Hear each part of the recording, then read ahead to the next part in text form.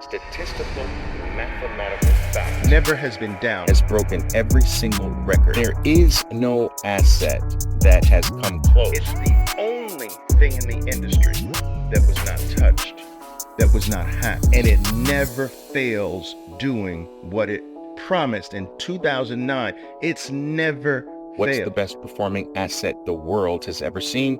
And you'll find out that it's Bitcoin. Welcome Bitcoiners. Welcome traders. There are traders here too. Welcome supporters, welcome followers, welcome haters, welcome to everyone. Welcome to another live space with Oliver Velez. My name is Oliver Velez.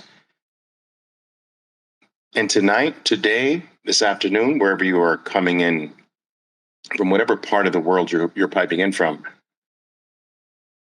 I'd like to talk about Bitcoin. So come on in, make yourselves comfortable. Maybe grab the beverage of your choice.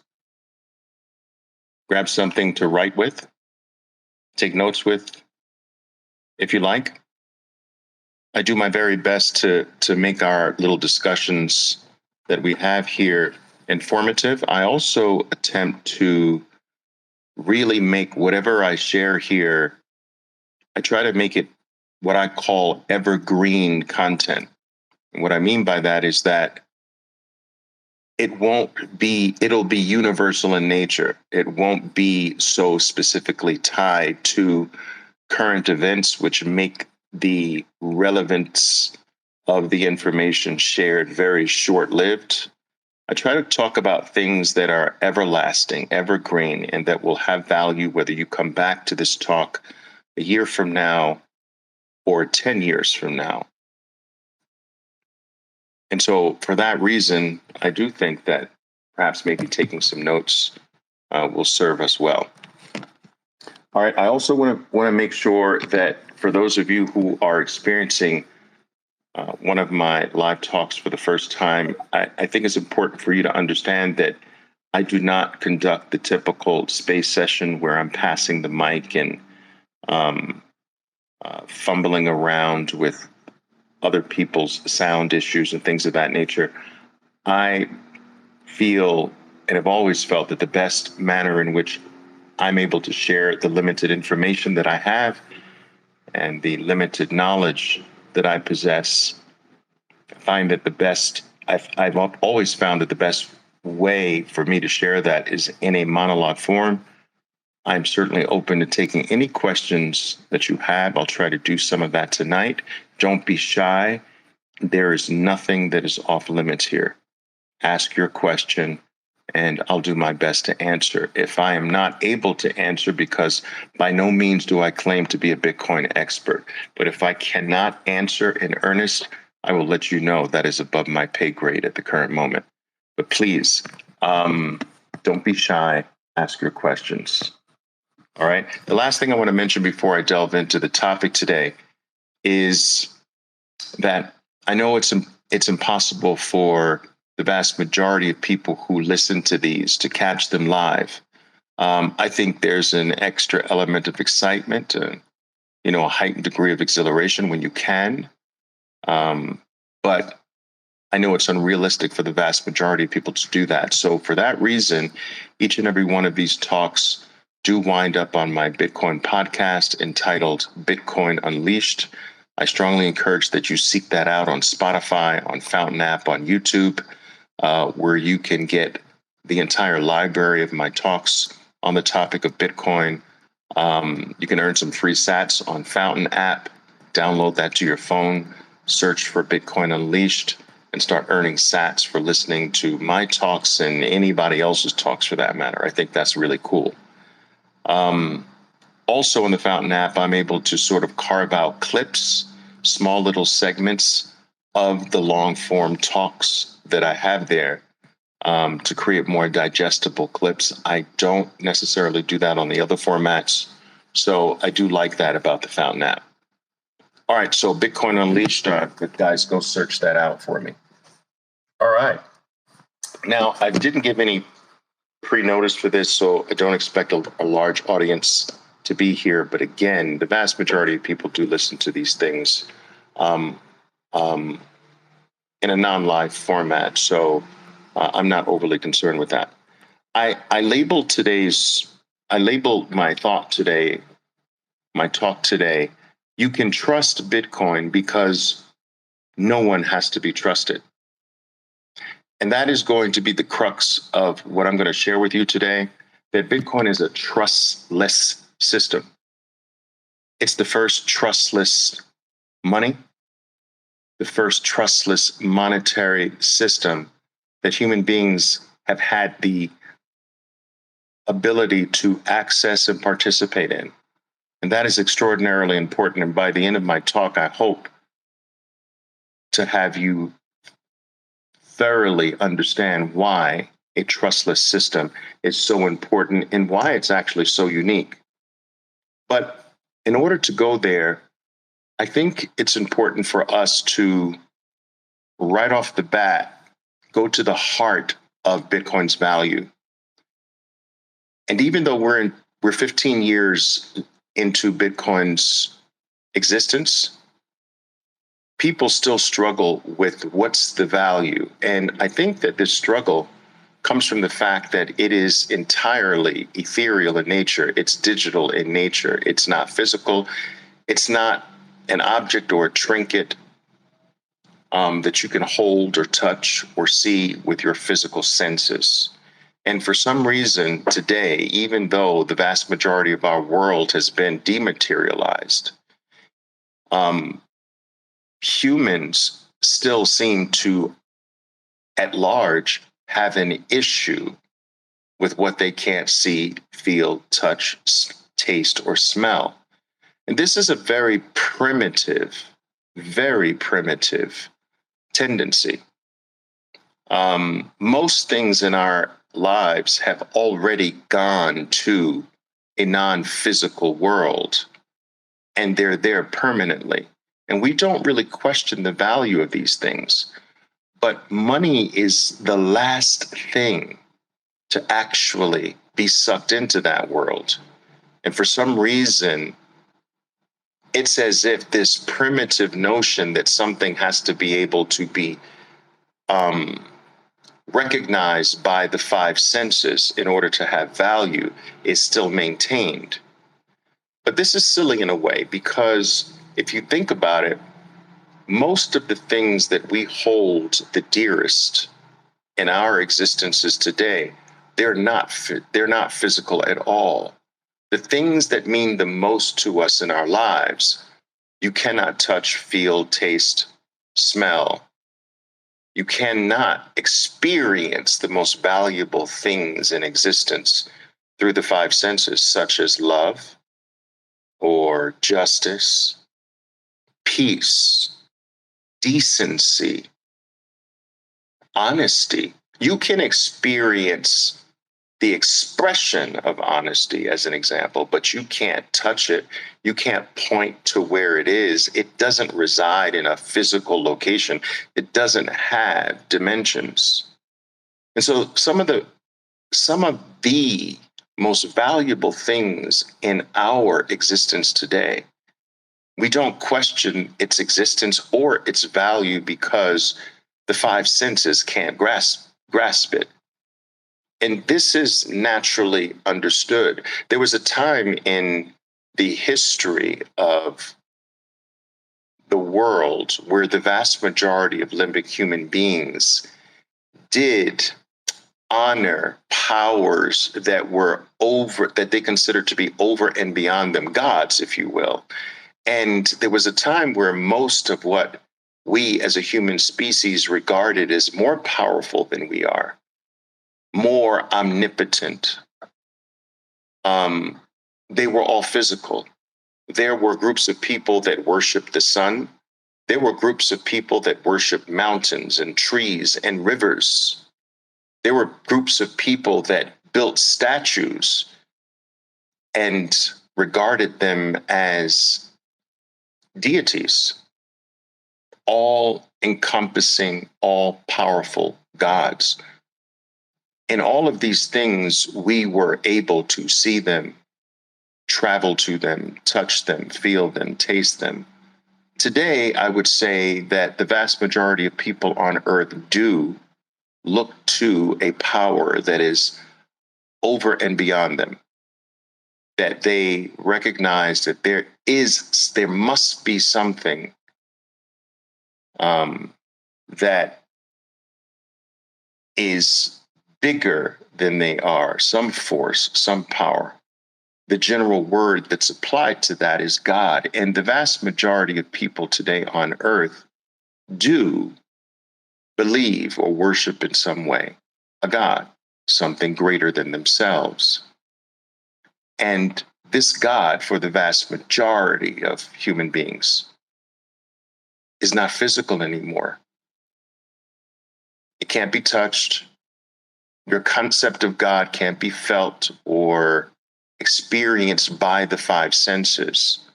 But the vast majority of people will tell you that they are pretty confident that it's real and it has value, all encompassing value for the most part.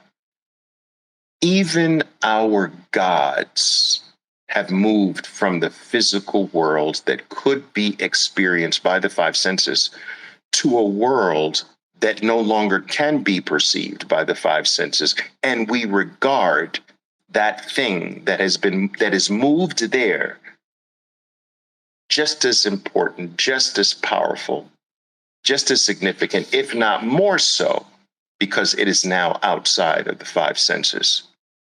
Our gods are no longer physical. I've spoken about this many times. Our email is no longer physical.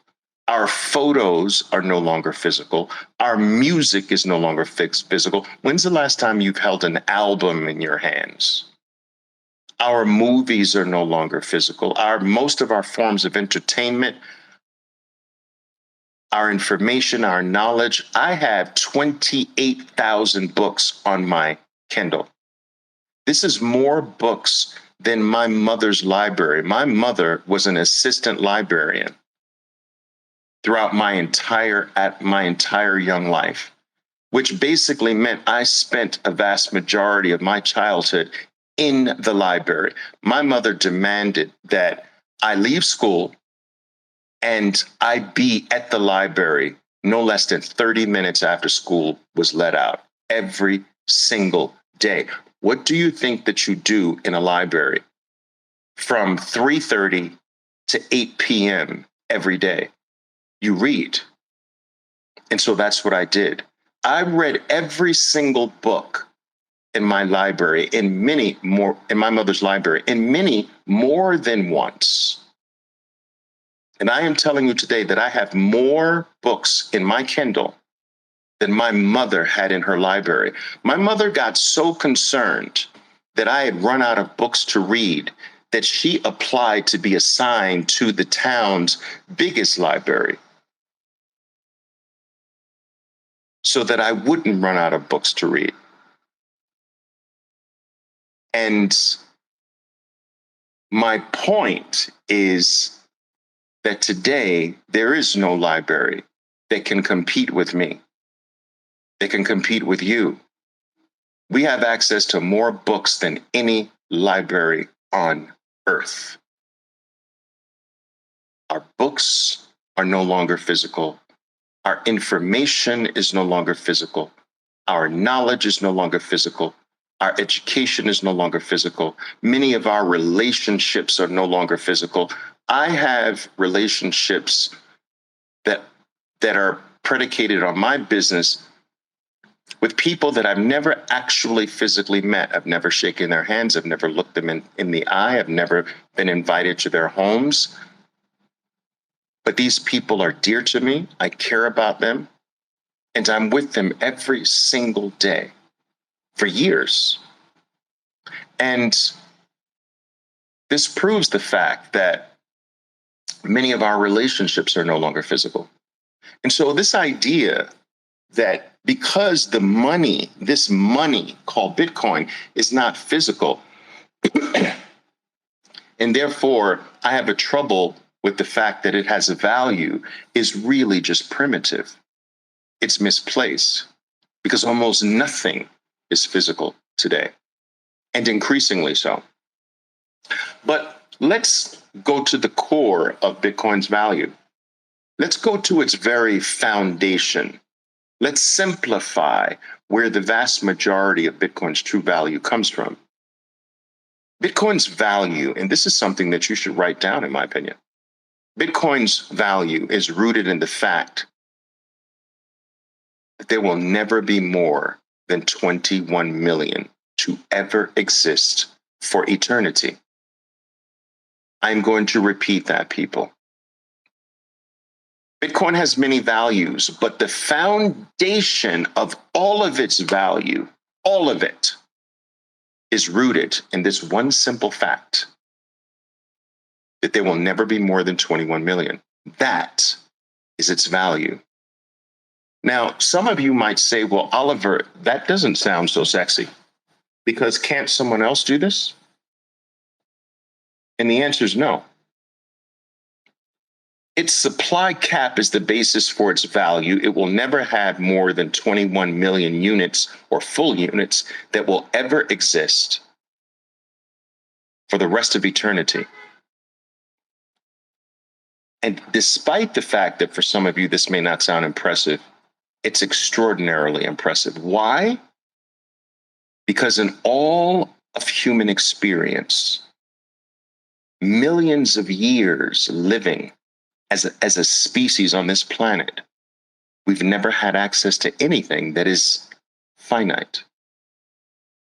I'm going to repeat that. For the first time in the human experience, we have access to something. Every human being has access to something that is absolutely, provably finite. You see, everything in the universe expands. In fact, this is a universal law. Everything that we know, everything that we experience in the universe expands. Space expands forever. The world is expansive in nature. The population expands. Everything expands. The amount of gold that's mined expands. Everything expands in the universe. We've never had something that does not expand. And for the first time in the human experience, we have something that does not expand, that is provably and mathematically finite. Nothing has ever been finite in the human experience. This is a brand new experience for us, and it's an experience that will catapult us into a brand new era of existence. We are moving to the era of finiteness. This is a major transitional movement. Millions of years living in an expansive world where everything grows. And now we start a brand new era, a brand new chapter in the human experience, the era of finiteness.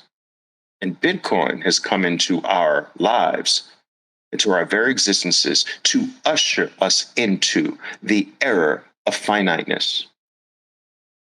Said in the simplest manner, Bitcoin is valuable because it can't be printed by other men. Write that down. I'm going to repeat it just in case you missed it. Bitcoin is valuable because another man can't make more, can't print it. It's also valuable because another man can't control it. It's also valuable because another man can't manipulate it. It's also valuable because another man can't debase it. No man has influence over it. And there has never been, ever been anything in the human experience that man has not ultimately dominated and was able to manipulate and control. Never, never in the human experience have we come in contact with something that simply cannot be touched, felt, experienced in any way by a human and manipulated or controlled by a human. Now, when I've told this to some people say, well, Oliver, mankind doesn't have control over the weather. Oh, you think not? Listen, I was in Marine Corps, and I will tell you this. Long time ago, of course. When I was in boot camp and training, all right, we had our schedule mapped out for 3 months. And we had rain day drills. Do you understand? Rain day drills, days where we had to train in the rain. You know, I mean, during a war scenario, you can't just fall apart because it rains. So you have to train in the rain. We had these days mapped out three months in advance. Why is it that every single time it was rain drill day, it rained? Because they seeded the clouds. You'd see the airplanes flying the night before or hours before the drill started, seeding the clouds. Oh, we can make it rain. Humans are the dominant species because they have always been able to control, manipulate, and dominate everything. For the first time in the human experience, we come in contact with something that cannot be controlled, that is accessible to every human being, but cannot be controlled by any human being, cannot be manipulated by any human being, cannot be stopped, cannot be halted, cannot be paused, cannot be expanded. Because we, as a living species, are expansive, we are expansionists by nature. It's built in our DNA. We expand everything. As a builder just builds and expands and continues to build. We are expansionists at heart. We expand everything that we get our hands on. And the only thing we can't do that to or with is Bitcoin.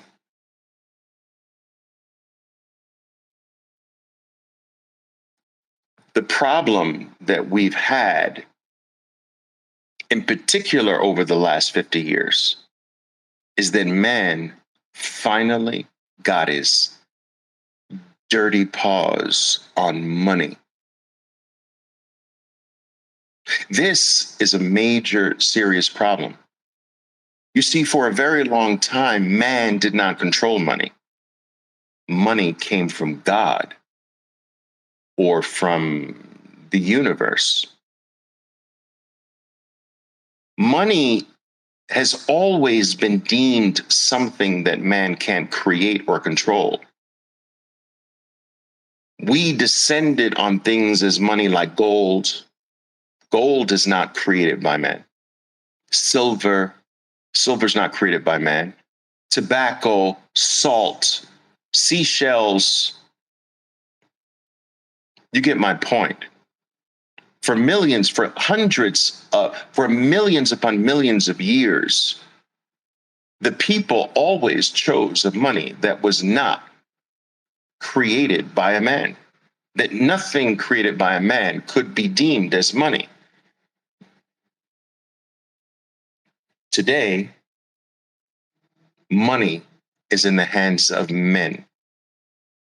The human species got its hands around the concept of money, and that is a serious problem because why? We are expansionists at heart, and all we're going to do forever now that man controls money is to expand its supply, is to expand it, to make more of it. That is who we are. That is what we do, and that will never change. The worst thing that could have ever happened was for money to be placed in the hands of a human being.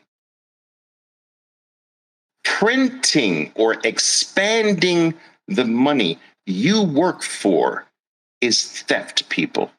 It is theft of the highest order, and it is theft of the most valuable commodity you possess, your time.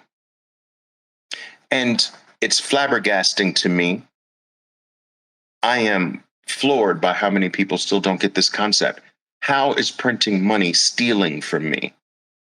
And this is fundamentally rooted in the lack of knowledge about what money truly is. And that is not largely the fault of people. All over the world, we are not taught about money in school, and that is on purpose. Yet money makes the world go around. And so there is this fundamental misunderstanding about what money is. And because of this misunderstanding, most people don't understand that when a money is in the control of another man or a small group of other men, and they have the ability to expand the money supply, they have the ability to demand and coerce you to work for their money. And they have the ability at will and at whim to expand the supply of the money that you are working for. That is the theft of your time. That is theft from everyone who's working for the money. And so I often give a sporting analogy to kind of explain how this theft works. I was a baseball card collector. My father was a minor league baseball player for the Dodgers back in the 1950s, and he got into a very terrible car accident. It ruined his dream and his career for being a professional baseball player. But he did make it to the minor leagues. This pretty much meant that I grew up in a baseball-oriented family, right? And as a result of that, I collected baseball cards. And I had some fairly valuable baseball cards that through the years I had managed to trade with people that didn't really know what they had and things of that nature. But anyway, I'm going to use the baseball card analogy to explain how printing money steals from you. A friend of mine, he was older than me, but he had a card that was far more valuable than my entire baseball card collection. There were only 4 of these cards in existence, only 4 of them. And I've long forgotten who the player was back in the 1920s or whatever, but he had a card all the way back from the 1920s when Topps started. I don't even remember, but there was only 4 of them in existence, and he had one. And he kept it in pristine condition, wrapped up, airtight. He wouldn't even let me touch it. He just let me stare at it. Now, this card was worth about $25,000. All right. And that, when you're a kid in the early 1970s, that's a huge amount of money. All right. $25,000. There was only 4 of them. So all 4 of the cards had a collective value of $100,000. But I want you to think about this. These cards were made by a company called Topps. I think that was the company. But anyway, they're made by the company called Topps. All right. Now, if Topps decided one day to print another one of those cards, to come out with another run of them, or to even create one of them, if Topps decided that, you know what, this card was so popular, there's only 4 in existence now, let's create a 5th one. Now, Topps creates a 5th one of these cards. The total pool of the 4 cards is 100,000, right? Each card before Topps does this is worth 25,000. Topps creates a 5th card that instantly it sells for 25,000. But the $25,000 that Topps gets by selling the card that it created, it instantly gets 25. Why? Because the information that there's a 5th one hasn't seeped through the market yet. They get 25,000, but now all the existing 4 cards that existed before the new one, they drop in value by 25% to give the value. You understand? They give 25% of their value up to the new card for it to have its value. And so every other existing card holder loses 25% of their value to give Topps its value for printing another. Now that is theft. Why? Because it didn't cost Topps anything to print a new one. Why else?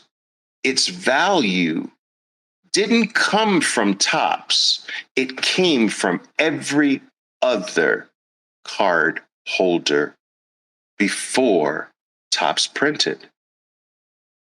You see, people, printing doesn't create value. Printing a new dollar does not increase the value. It takes the value from all the existing dollars. Topps took the value from all the existing card holders. It didn't create new value. Printing a new dollar today does not increase the value of all the dollars. It diminishes the value of all the dollars. Now, let's say you spent your whole life working overtime, working on the side to save up $100,000. When you started this savings over a 40-year period, $100,000 bought you a 5-bedroom home. By the time you finish saving up $100,000, 40 years later, the $100,000 doesn't buy you anything.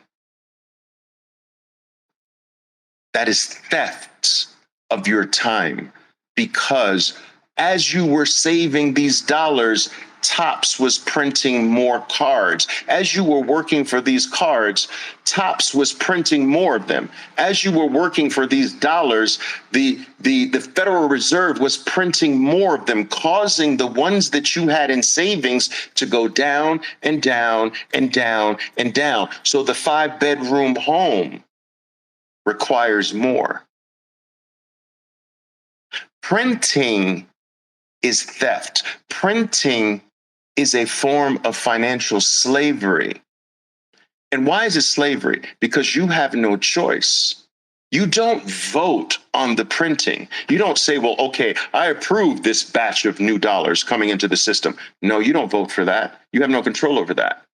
Not only do you not have any control over the printing process, when it's done, by how much it's done, you have no way of being able to plan for how much is my savings going to go down in value because of their printing. You have no control over that. You can't plan for it. Not only that, you can't choose which one to work for. By virtue of you being born in the United States, you are forced, compelled, whether you want to or not, to give your life for that card called the US dollar. Just because you were born here, you are locked in to now.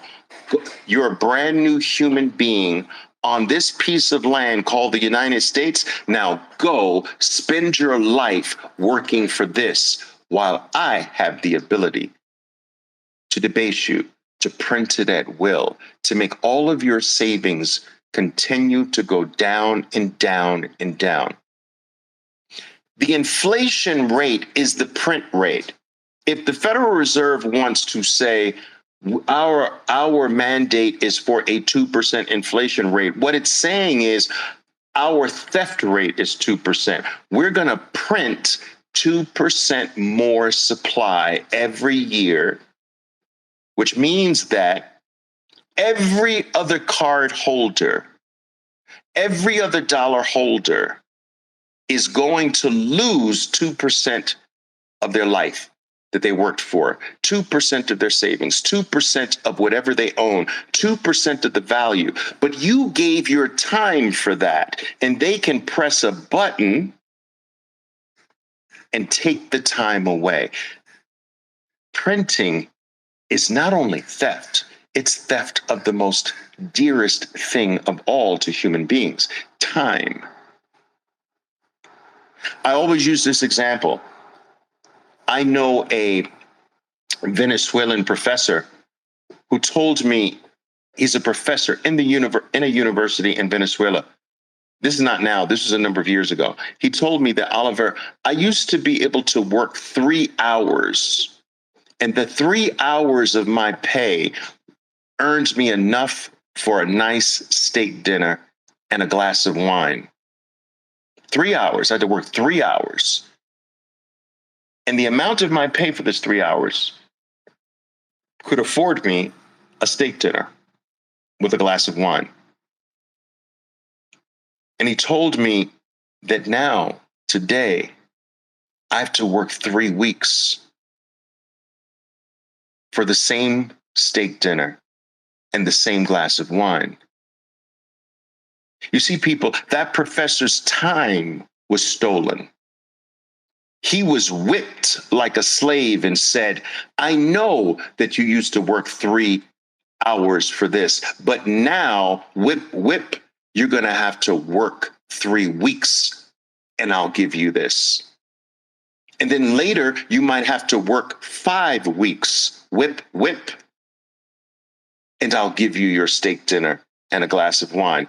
And the next time, if I feel like it, you might have to work 10 weeks, whip, for the same steak and a glass of wine.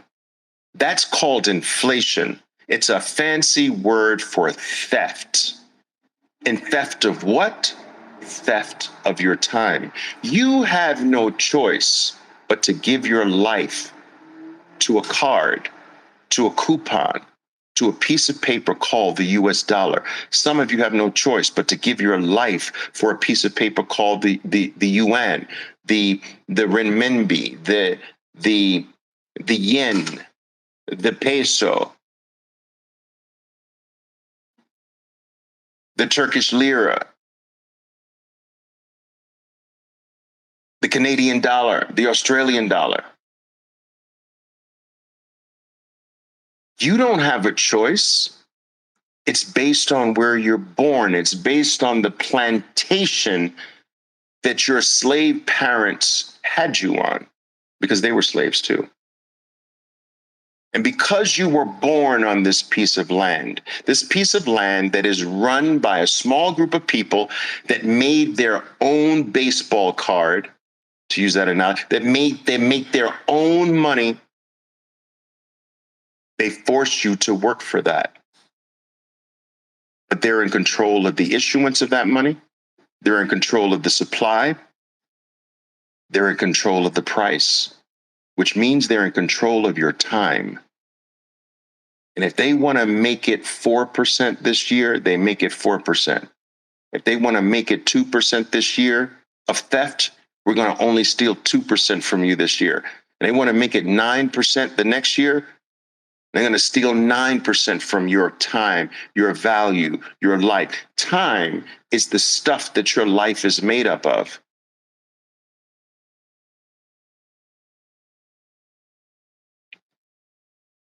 Now, how many people on planet Earth do you think understands money, inflation, and money printing this way?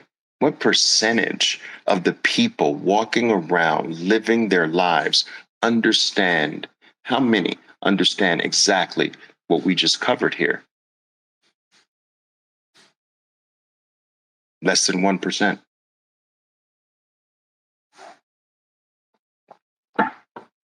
1%.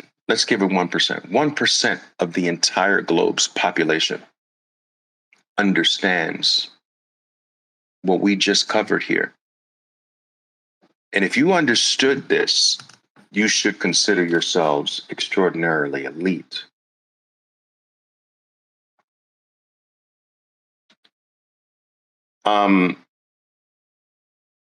Rajat Soni, I don't even know if maybe he's even listening here. Maybe, I don't know.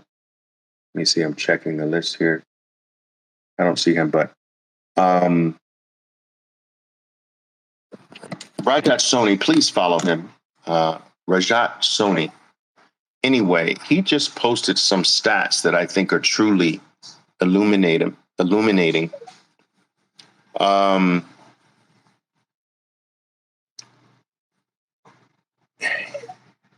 I think he posted this earlier today. He says, when priced in Bitcoin, US dollars, when you price US dollars in Bitcoin, the US dollar has lost 99.27% of its value since November of 2015. Think about this number, guys.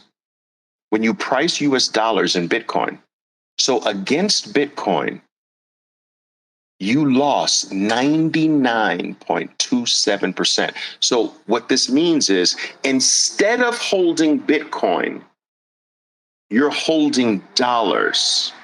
So let's just put it this way. Your friend holds $100 worth of Bitcoin. You hold $100 worth of dollars in November of 2015. So you both have equal value. One is in Bitcoin, one is in the dollar. You holding the dollar lost 99.27%. You lost 99.3% of your value against your friend. Your friend maintained its value.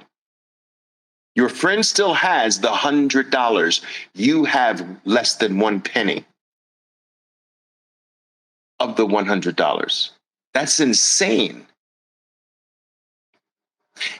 He goes on to say, in the past 5 years, the US dollar has lost 92% of its value. Okay, so you retain 6 cents, since 6 cents of $6 of the $100 over 5 years. In the past year, this is in the past year, people, 1 year, the US dollar has lost 49% against Bitcoin, which means that if you kept $100 a year ago, you had $100 and someone else had $100 worth of Bitcoin. 1 year later, your $100, right, is $51 now in purchasing power. 51. From 100 to 51, the person with $100 in Bitcoin maintained $100 in value. This is the difference between something that can't be printed and something that is perpetually printed. A new baseball card every second of your existence depletes the value of all the other baseball cards. Your purchasing power is melting away, he says. He says your purchasing power is slowly melting away. That's slow. He needs to edit that.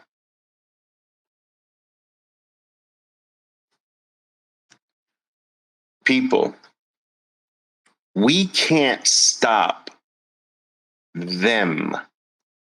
We can't stop working for their printed money. We can't. We're slaves. This is not a choice. It should be, but it's not a choice. We have to work for them.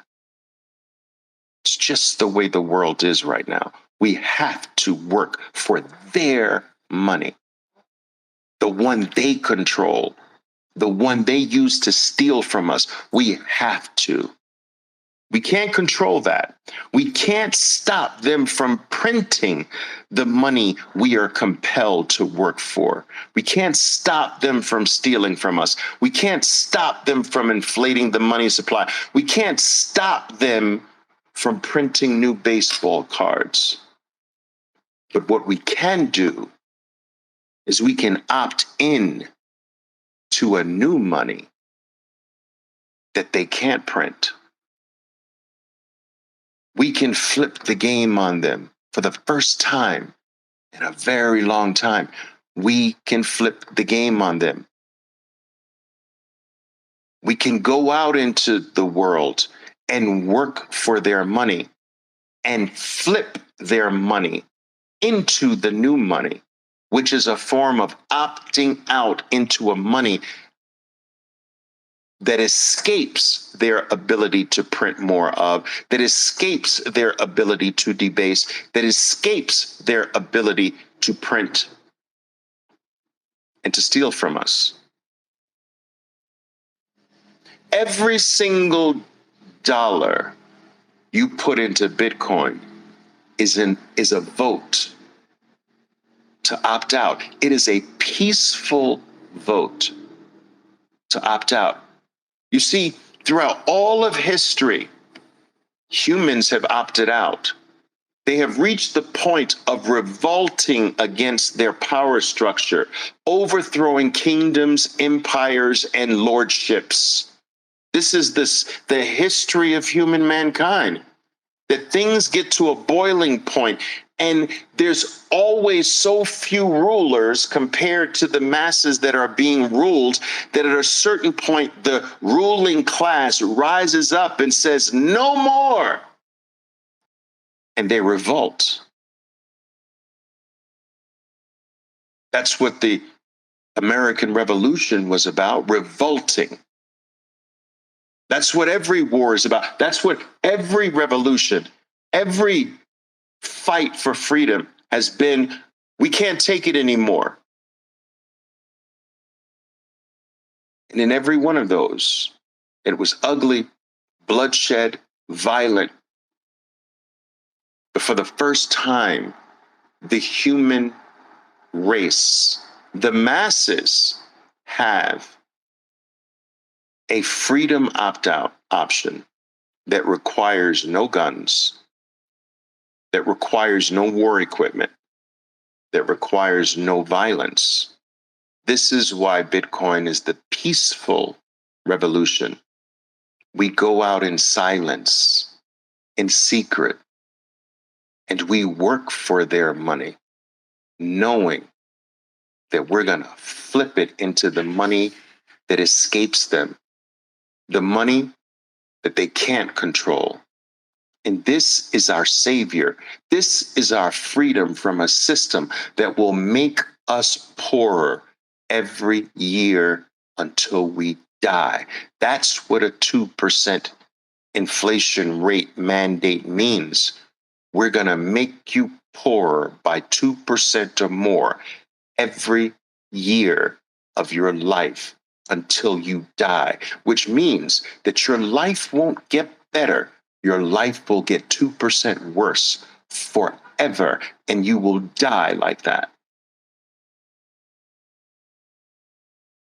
When you wake up and you see money for what it is, and you see this sin of human beings co-opting money as expansionist at heart, the root problem in that, when you understand that that is a mega problem for the world, that money's in the hands of human beings, irresponsible, untrustworthy human beings.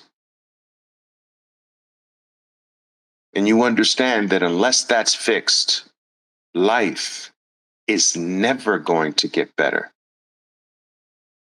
Human beings are the most unreliable thing in the universe. The sun is not unreliable. Do you understand? The earth rotates in a reliable fashion. Gravity, these laws like gravity works reliably. It's the human being that is the unreliable thing in the whole universe. And because the human is unreliable, everything, you cannot trust the human. You can't trust human beings, period. This trust that we've been forced to give to human beings has been violated for time immemorial, has it not? Any system that requires that you trust a human being is a failed system from the start, because human beings can't be trusted.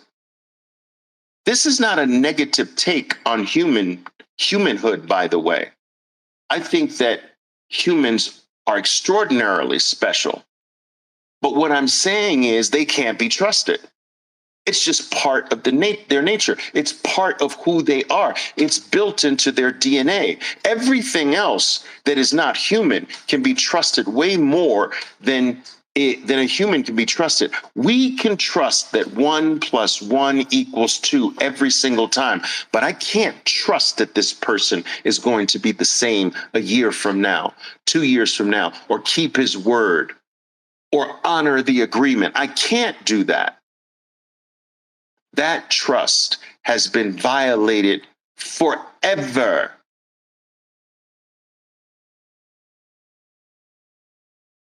And this is why I have labeled this talk this way.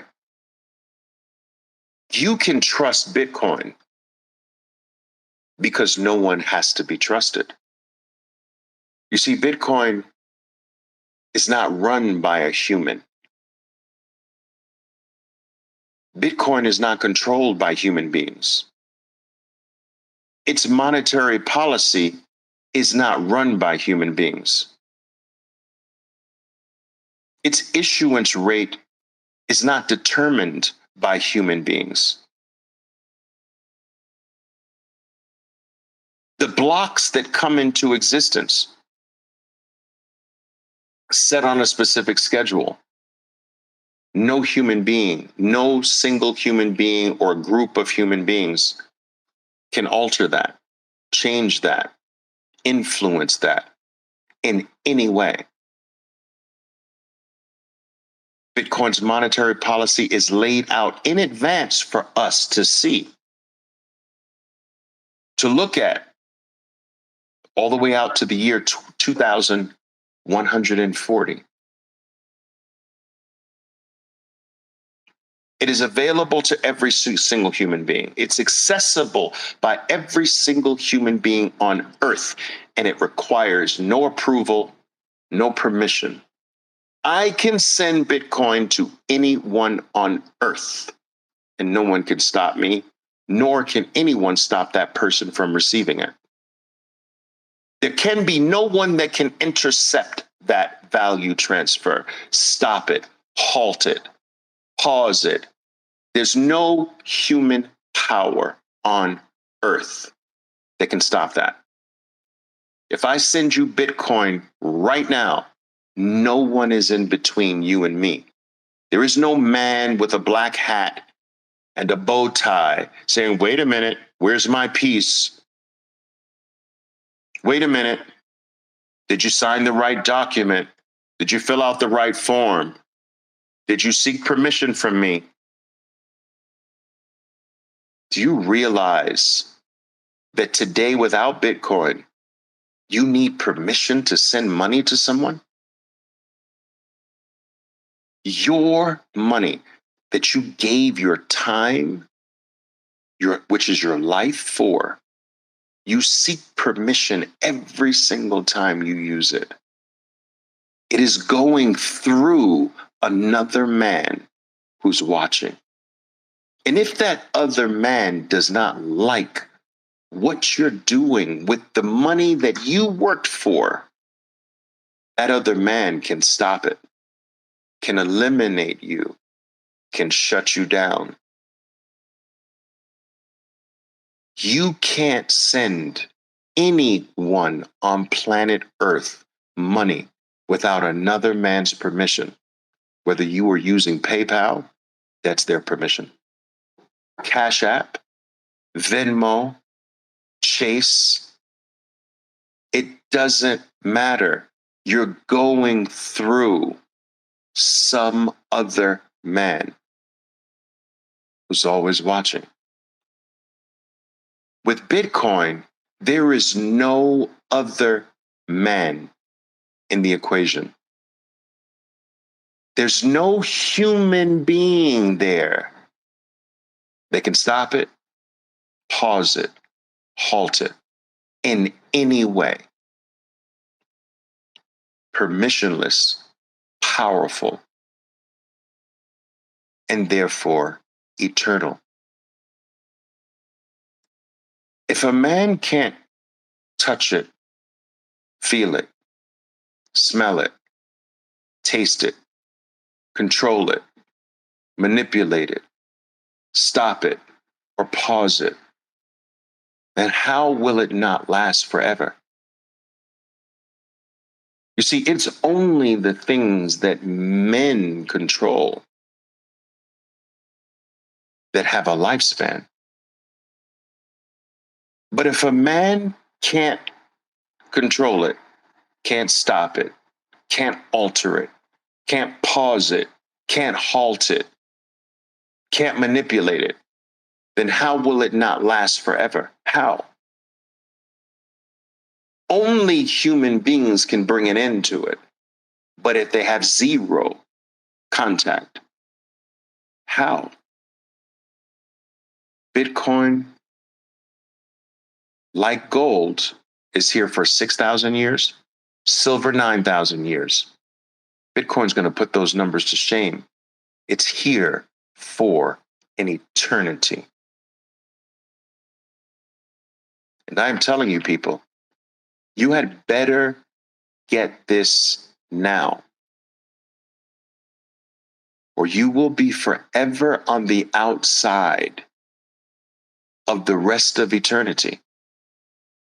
We are unique in that we are living at a time where it's easily accessible, meaning that we are in the opt-out period, which will not last forever.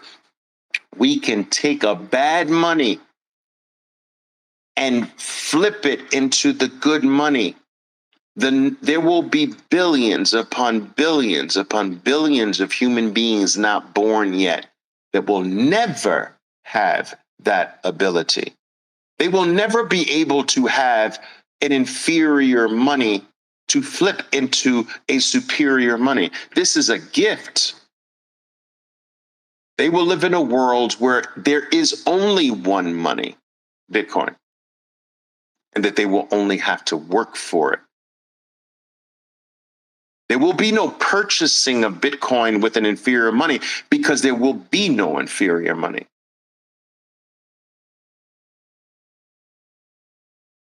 There will only be Bitcoin. And if you think that, and if you can't imagine a world where only Bitcoin exists as money, then you just simply don't know basic financial laws. Tyr's law tells you, go look it up, that good money will always drive out the bad money. There are more bad monies in the cemetery than there are monies that exist today. They're all going to the cemetery except one, Bitcoin. The strongest money in the world, the strongest money in the world, people, is the US dollar. And Rajat told us the strongest money lost 99.3% of its value against Bitcoin. Bitcoin is driving it out of existence since 2015. 99.3% in the last 5 years, 92% in the last year, 49%. What's happening? It's happening in front of your faces. The good money is driving out all the bad monies.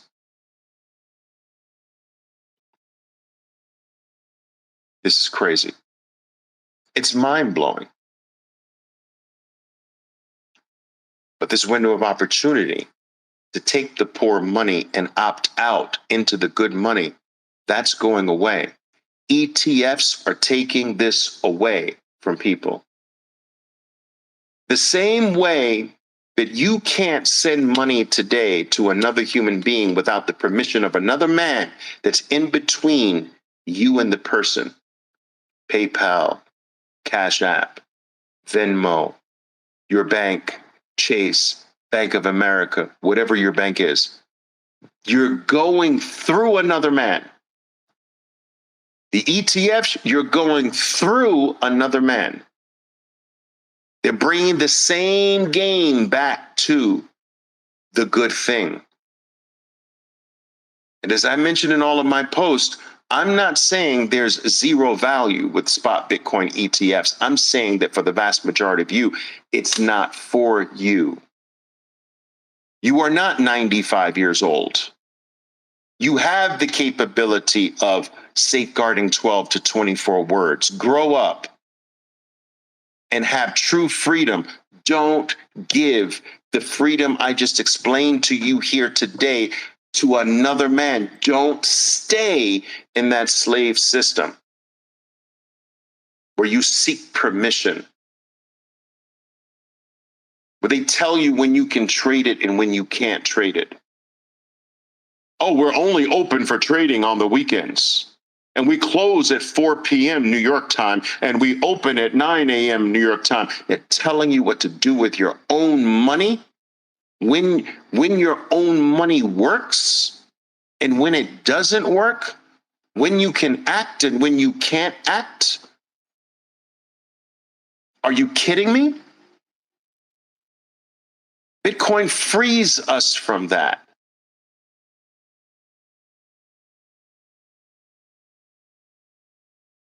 Let's not be a slave your whole life when freedom is staring you in the face.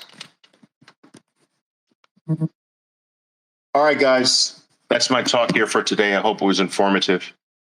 Sometimes I ramble on, guys. I don't do much preparation for these, so I go from point to point. I hope I didn't misconstrue the message. I hope you got what I was trying to deliver for you. I hope you picked up at least a portion of what I was trying to lay down for you.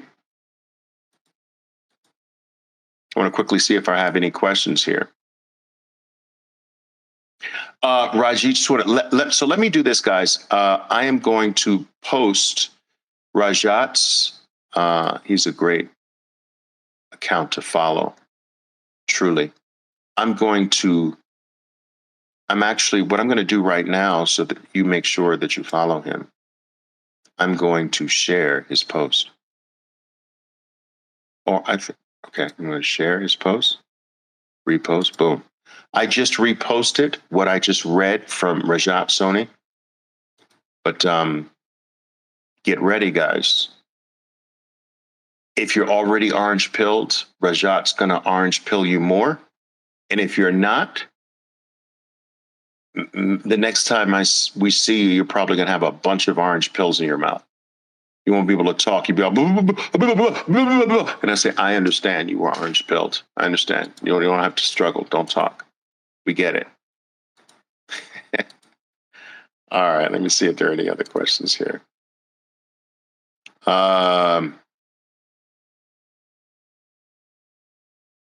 Trust. Calvin says trust. Yeah, that's the problem. He says, citing the best examples, look no further than world governments that seize your property and wealth. Yeah, like, guys, you know, what's really interesting here, and Calvin's inciting this for me. I don't know how many of you have read up on the collapse of the Weimar Republic. It was one of the most unprecedented collapses in history. And I studied this period and looked into the causes for the collapse. And one of the things that I always struggled with was how In Germany, the people of means and wealth had the ability to escape the collapse, to escape the wipeout of an entire nation. They had the wherewithal to leave because they knew many years in advance that it was coming. You see, the collapse of the Weimar Republic, it was gradual at first and then suddenly. But many people saw the signs. They weren't stupid. And I always was baffled by why didn't they just leave? And then it hit me. They couldn't leave, even though they knew death was coming. They couldn't leave because how do you take your wealth with you? How do you take your property with you? You can't. How do you take the factory, the shoe factory that has been in your family for 2 generations, that have made your family very comfortable? How do you take that with you? You can't. How do you take the gold that you saved up for an emergency, stacked up in a vault, in a bank? How do you take it out of the bank? They won't let you. And if they did, how do you get it across the border? It'll be taken 100% of the time. They couldn't go to the bank and say, send the money to America, because they wouldn't. They wouldn't give them the permission for that. So your wealth is really not your wealth. As long as you're living on the plantation, it is labeled as yours. Your land is labeled as yours, but is it really yours? No, because if you decide to leave, you can't leave with it. Can it be taken by eminent domain? Can it be confiscated? Of course. And if you're taxed on it, you're just owner in name. You're a renter of the property if you pay tax on your property. That's a renter, buddy. That's not an owner. Oh, I know what it says on the document.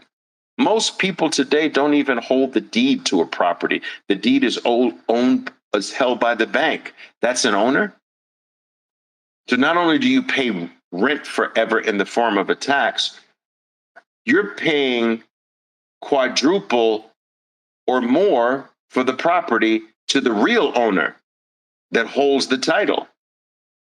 This is all a freaking farce. The only thing of value that you can own truthfully today on this planet, in this world, is Bitcoin. I don't know about other worlds. I don't know about other planets. I don't know how things are operated out there. I have yet to do intergalactic travel. But what I can tell you is how it works here on our planet called planet Earth.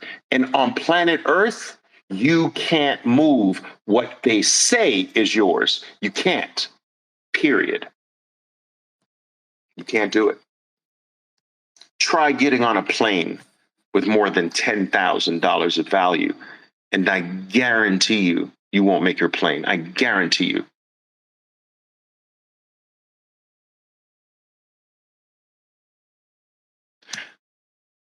But as long as things are structured in a way where most people don't have a lot to move anyway, it stops being a problem. If we can make sure that the masses never really rise too high, we won't have this problem of people wanting to leave.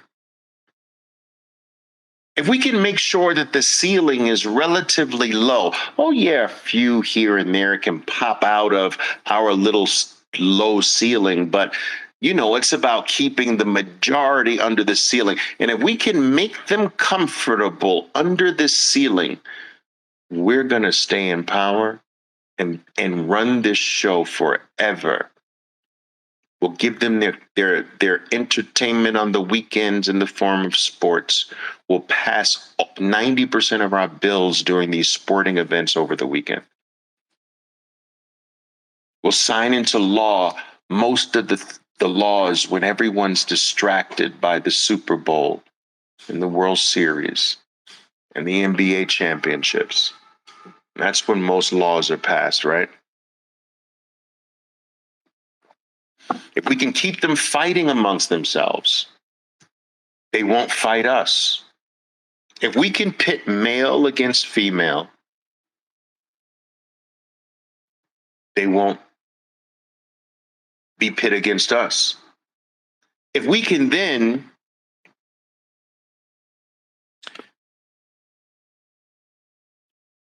take the child out of the home by encouraging both parents to work, we can indoctrinate the next generations to not be revolters either, to not be questioners. If we can now keep dividing, so men are not really men, there's 18 different categories for what a man is now. Let them all fight amongst themselves. And if we can start dividing the women into this letter and that letter, and now there's 27 letters for a woman and 15 letters for a man, we've got the children and we start splitting them at school. Oh, you want to be this, you want to be that, and we can keep splintering and splintering and splintering them. We divest them of the ability to revolt, but Bitcoin is here. This is what they weren't planning on.